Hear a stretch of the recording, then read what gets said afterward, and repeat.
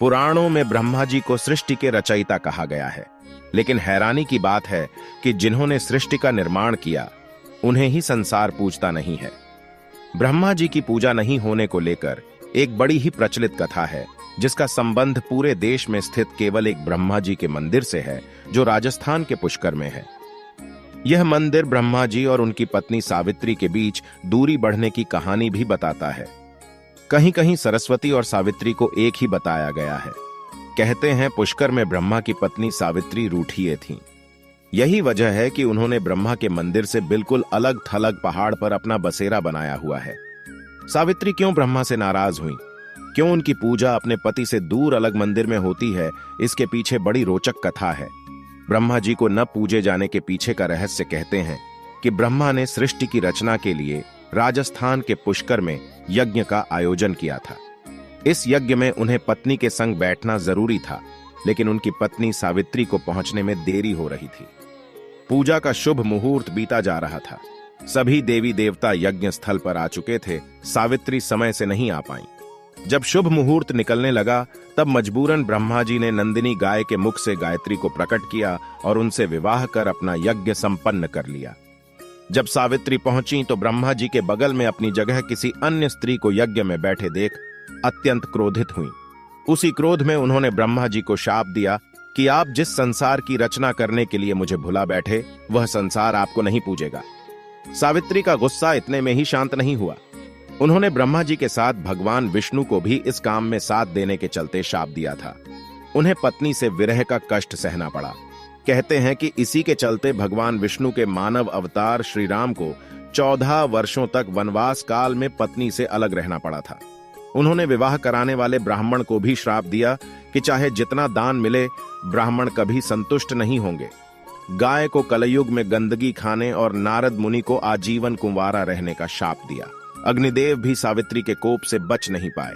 उन्हें भी कलयुग में अपमानित होने का शाप मिला। शाप के बाद देवी देवताओं ने सावित्री जी को अपना शाप वापस लेने का आग्रह किया। लिया हुआ शाप वापस नहीं लिया जा सकता था।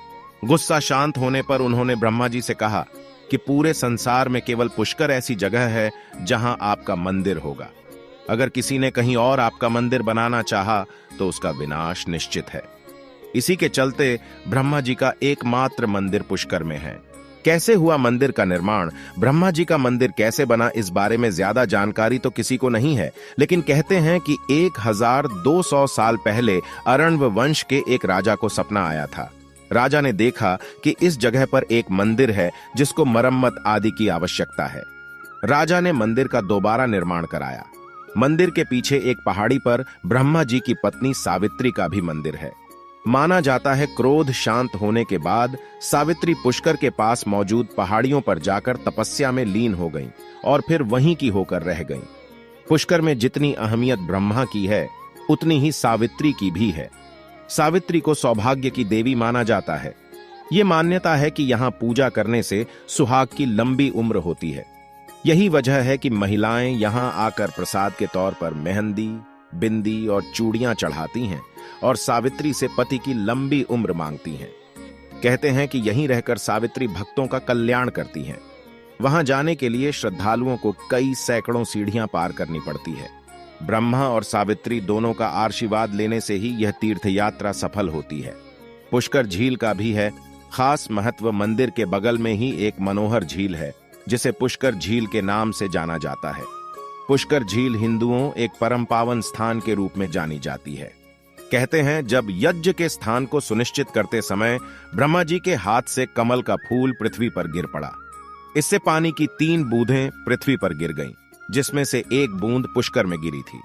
इसी बूंद से पुष्कर झील का निर्माण हुआ। पुष्कर झील अपनी पवित्रता और सुंदरता के लिए पूरे विश्व में जानी जाती है। श्रद्धालुओं के लिए पुष्कर बहुत महत्वपूर्ण तीर्थ स्थल है। ऐसा माना जाता है कि प्रत्येक व्यक्ति को अपने जीवन में एक बार पुष्कर की यात्रा अवश्य करनी चाहिए। पुष्कर हिंदू धर्म के सबसे महत्वपूर्ण तीर्थों में से एक है। इसका बनारस या प्रयाग की तरह ही महत्व है। बद्रीनारायण, जगन्नाथ, रामेश्वरम, द्वारका, इन 4 धामों की यात्रा करने वाले किसी तीर्थयात्री की यात्रा तब तक पूर्ण नहीं होती जब तक वह पुष्कर के पवित्र जल में स्नान नहीं कर लेता। इसका उल्लेख 4वीं शताब्दी में आए चीनी यात्री फाहियान ने भी किया है। ऐसा माना जाता है कि इस जल में स्नान करने से मोक्ष की प्राप्ति होती है।